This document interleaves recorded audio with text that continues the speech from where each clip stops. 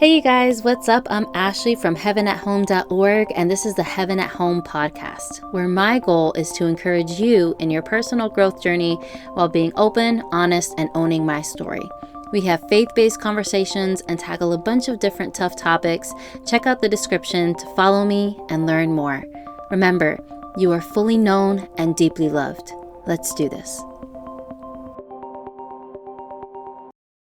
On December 31st, 2021, I remember that I was sitting on my living room couch. It was early afternoon, and I had just been so unspeakably grateful for all that God brought me through. I could not put it into words at all. And something within me just felt so filled and so empowered. And I said to myself, I have to let everyone know. I have to let everyone know that God showed up for me. He showed up for me. So I put together a video, a heartbreaking video. I just watched it over and over, remembering.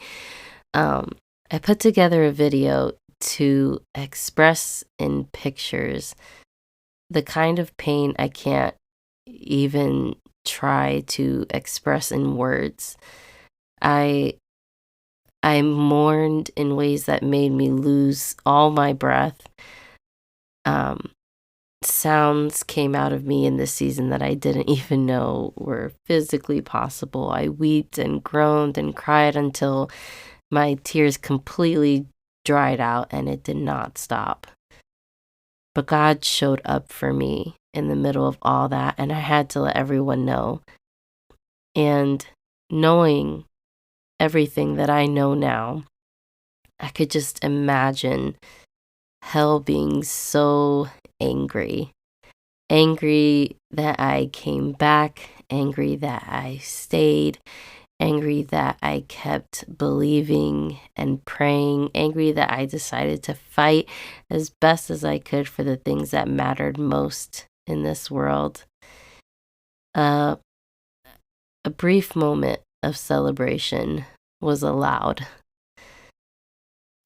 just before being crushed again completely. Today we're going to talk about the power of pivoting. You might need to excuse me a bit. I am feeling under the weather. I have allergies in July. There's something wrong with the world. So we're going to talk about the power of pivoting. And I have a general overview of where I want to go with this. But honestly, I think all this is going to sound a little bit more like a story, a little bit more like we're, talking over coffee. So if you just want to, grab a cup of coffee, please enjoy that for the both of us. This is something that I actually wanted to talk about years ago, as a bit of a kind of New Year's resolution, goal-oriented type thing. I wrote down some notes, some key points that I had. And I think it's only really just been this year that I've actually applied some of this stuff. Before I get into the actual topic, though, I have a very interesting thing that's been happening to me. I feel like in different seasons, I can almost relate some of the things that I felt into mental pictures that I see in my mind. In the very beginning, I almost saw like a T shape in my mind, like a horizon, a leveled plane. And in in my mind, I was like, okay, this is what the enemy's trying to do. It's totally obvious. I can see it. It's right in front of me. Like, we know that he is coming to steal and kill and destroy, of course. Um, and immediately upon looking at, well, after, actually, I shouldn't say immediately, because there was, I think my instinct at the time was to run away. So I did do that. Um, I literally ran away. Like, I went 2 hours away from home and then promptly drove back. That's a story for another time. um, but afterward, like, I guess when I had some time to process, um, I started thinking, okay, this is what it is. But I feel like it would be really cool to see what can come out of this whole situation if we fix our eyes on Jesus and what he's trying to do. Um, and I'm not exactly sure when I decided to make that mental shift in my lifetime, but I know that it is something that I've always been trying to do because I've seen a lot of things go wrong in my life. It's very easy to see the hard and difficult and painful situations that we just live through all the time. And one of my things that I hold on to, like literal treasures that I hold on to, are the things that God is doing. So I seek those things out. I'm like, okay, like, God, what are you doing? And so that was me in the beginning. And then sometime in the middle, I'm still human. I'm going through all my stuff mentally, emotionally, spiritually, physically. Oh my gosh, physically. Trying, trying my best, trying imperfectly. Like, I'm a weak person. I'm human. And I remember that I had taken my daughter out for a walk. It was a sunny day, a very sunny day. She was in the stroller. And I believe that I was listening to the Bible app at the time. And all of a sudden, I just get this picture of almost like a bunch of puzzle pieces, or just this broken thing that I was trying to put together. It was on the floor, and I could picture myself like desperately trying to fix it, like fix it all on my own. Like, I just want to put this together. And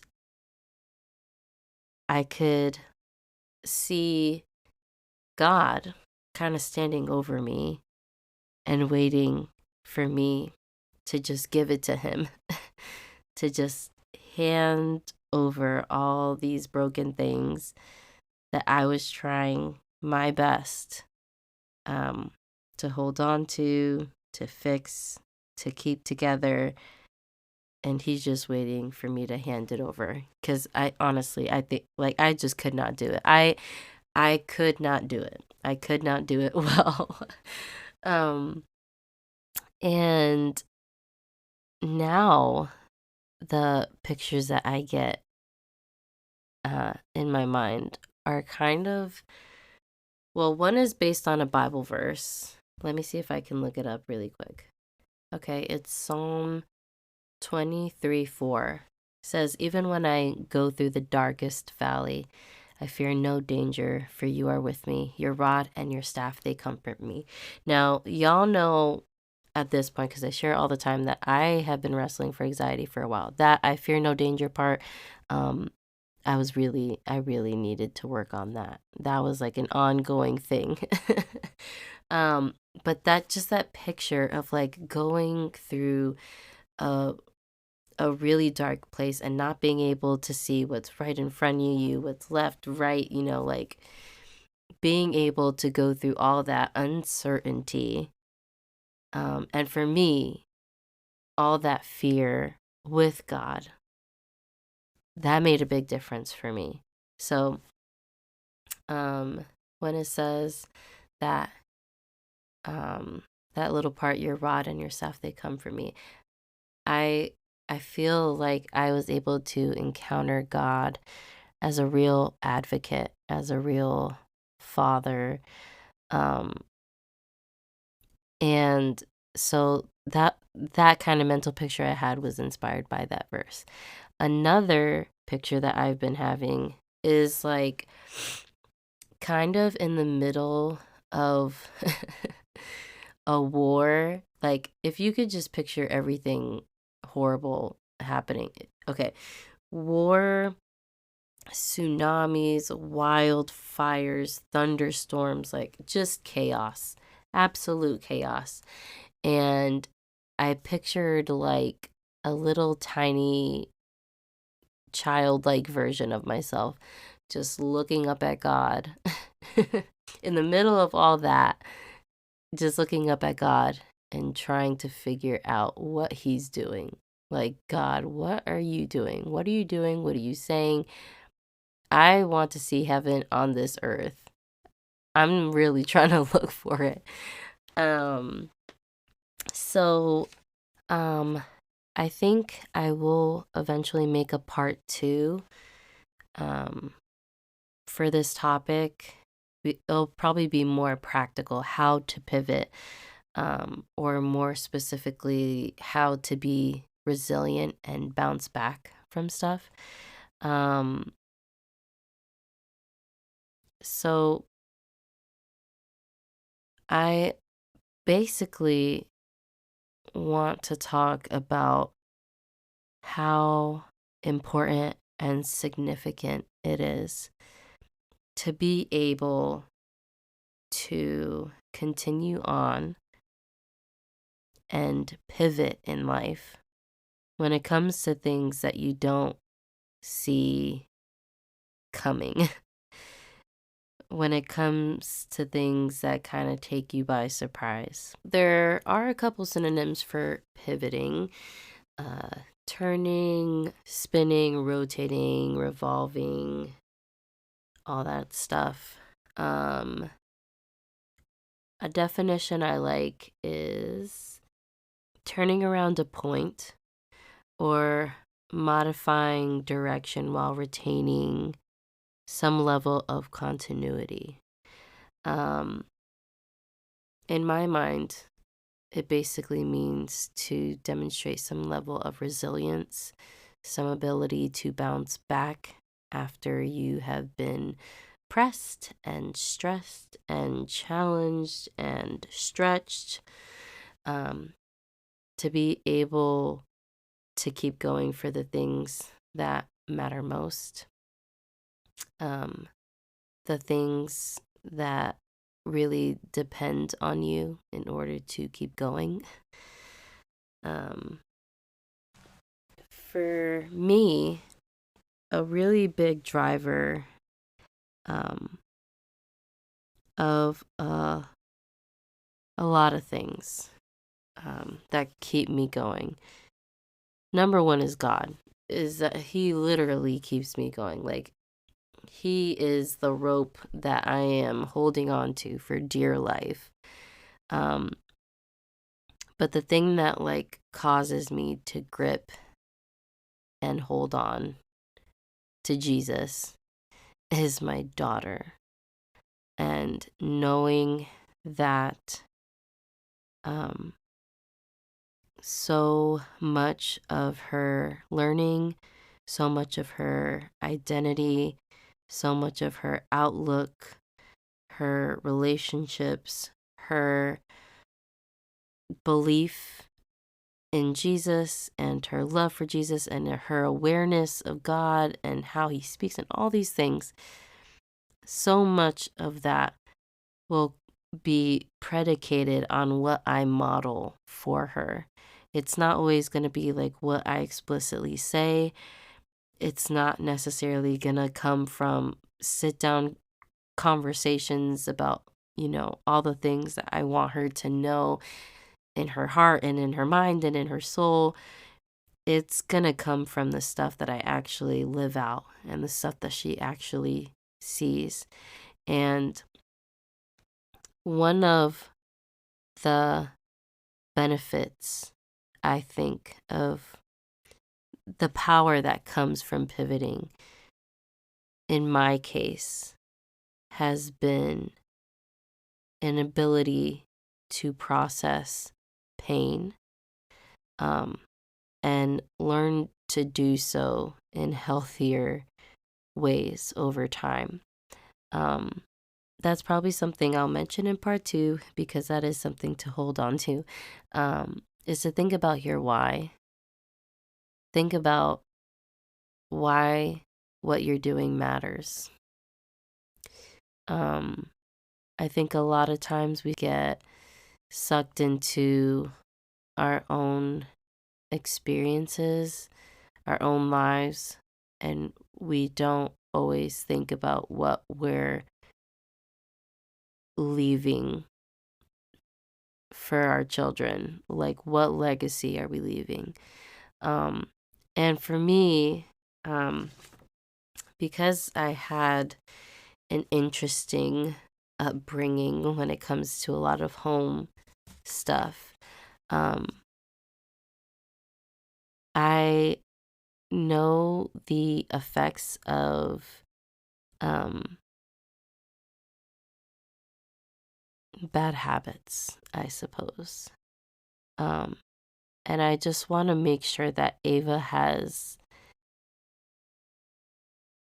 ample enough opportunity to see healthy ways to handle um, tough emotions, healthy ways to handle conflict, healthy ways to engage with others, set boundaries, that will protect her, like all those things.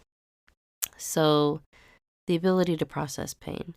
Um, don't judge me for how I say this stuff, guys, but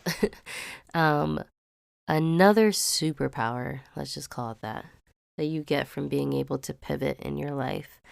I'm going to say is a unique opportunity to reflect and realize that where you are now, in some ways, could be better than where you were then, where you were before 45 degrees ago, or 90 degrees, 180 degrees ago, whatever. Being able to look back on your process and to be able to say that that there's not something that you would do differently, or that you gave it your all, you gave it your best, to look back and see that you were worthy, that you were loved, that you were strong, that that you were valuable in the way that you were serving within whatever context. All that stuff, being able to see that where you are right now is kind of, at least for me, I almost feel like it's a before and after situation. I don't know if you guys have this feature, but I did have a habit of just taking pictures of myself going through the worst moments of my life, because usually, ideally, I would be able to write it down and journal it, because I like understanding what it was like to go through process, and I just like to see and remember that kind of stuff. I know I'm a interesting person. But in Google, they have a memory feature similar to Facebook, and it showed me where I was a year ago, obviously, going through it. And I just had to take a moment to appreciate, like, wow, like, first off, I don't know how I did that. I don't know how I handled all that pain. Apart from Jesus, I don't know. And then, but I'm so much happier and healthier now, um, because at least for me, um, and you could say this is like maybe optimistic or positive thinking, whatever. I feel like I have a chance to fight differently. I have the chance to fight in a way that preserves me in a lot of ways that I was not preserving myself then. I did not um, advocate for myself. I was not able to set boundaries. I wasn't able to um, protect my mental health, my emotional health, all that stuff. I wasn't able to do that fighting the way I was fighting before. And now I have a chance to do that. I can fight spiritually. I can, um, you know, I can pray. I can read. I can pray scripture. Two birds, one stone. Um, but also I can fight for myself while fighting for this thing. Um, and I feel like that's super refreshing. Like that is a little gift. Um, and let me see. I think there's a quote by Albert Einstein. Y'all can correct me if I'm wrong. It says, the definition of insanity is doing the same thing over and over and expecting a different result. I feel like circumstances that force you to change direction, circumstances that force you to adjust and reorient yourself, can actually give you a chance to find an option that actually works. Another power that comes from pivoting, which kind of tags along to this one thing that I mentioned, is being able to reset your priorities. If there was any area where you were overextending yourself, if there was any area that was not ideal, any area that you would like to improve on or change, any mistakes that you made, it gives you a chance to reset and think about what you want your life to look like. It's kind of giving you an opportunity to get back to yourself and think about what makes you happy here. Where can you be more successful? What do you want to spend your time doing? So whether it has to do with home stuff, church stuff, work stuff, any domain, business stuff, where you're kind of forced to readjust. You have those opportunities there to reset your priorities and get back to yourself. There's this quote I want to share. It says, "A pivot is a change in strategy without a change in vision." So I kind of want to talk about the pivots that seem like loss, the kind of pivots that make you feel like you lost something. And I guess so that you can apply this to your own situation, we can compare it to losing a battle, while keeping in mind that we are fighting a war, and a war that is not against flesh and blood, but against spirits and principalities. That is Bible. But there's this verse in Psalm 91, and I kind of like it in the Message translation. I feel like it's a little bit more relevant or relatable. So let's see here. You who sit down in the high God's presence, spend the night in Shaddai's shadow. Say this: God, you are my refuge. I trust in you and I'm safe. That's right, he rescues you from hidden traps, shields you from deadly hazards. His huge outstretched arms protect you. Under them, you're perfectly safe. His arms fend off all harm. Fear nothing, not wild wolves in the night, not flying arrows in the day, not disease that prowls through the darkness, not disaster that erupts at high noon. Even though others succumb all around, drop like flies right and left, no harm will even graze you.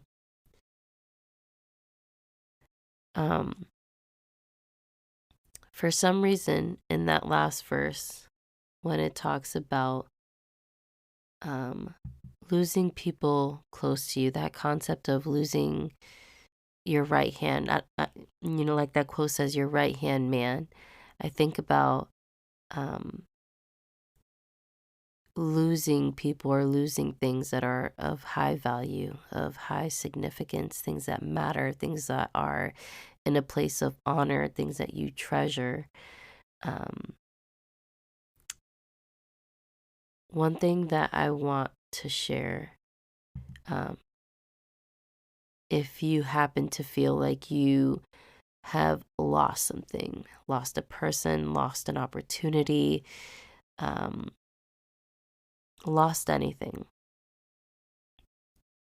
I think one of the greatest gifts we have is being able to just see the way that God shows up for us, even when we don't necessarily get what we want. I don't mean to sound harsh or black and white or anything. And the only reason I feel that I can say this is because I've actually lived through it and I know how hard that is. I know how long that process can take. But being able to be at a point where you have become so desperate for the will of God, so desperate to see Him move, so yearning to know what His love looks like, or, it gives you a chance to open up your senses in a way. You might be familiar with that quote that's like, be careful what you ask God for. And they often use patience because all of a sudden, not necessarily because God did anything, you have become more aware of all the opportunities where you could be more patient.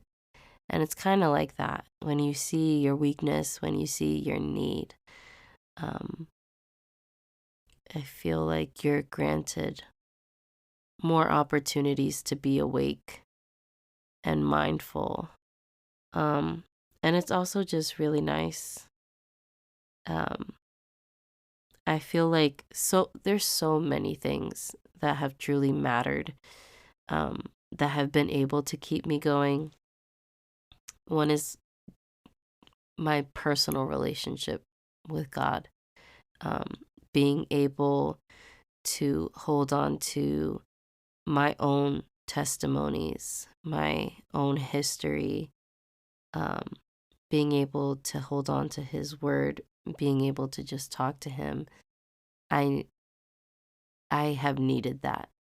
Another thing is my network of friends, my network of family, just my support system.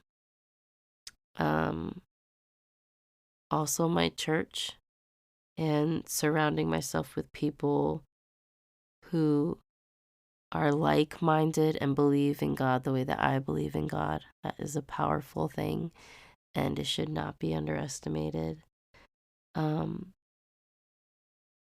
then, also just a willingness to be open, to open our eyes, open our ears, to be willing to serve and do our best in the way that we can. And I think it also, this is a really big one. It removes whatever illusion of control you thought you had. I've found that when life forces you to go in a completely different direction, all of a sudden you are much more flexible because you have to be. So I don't know if I mentioned this before, but I do want to mention it again. I've been able to show my strength in different ways now. I don't have to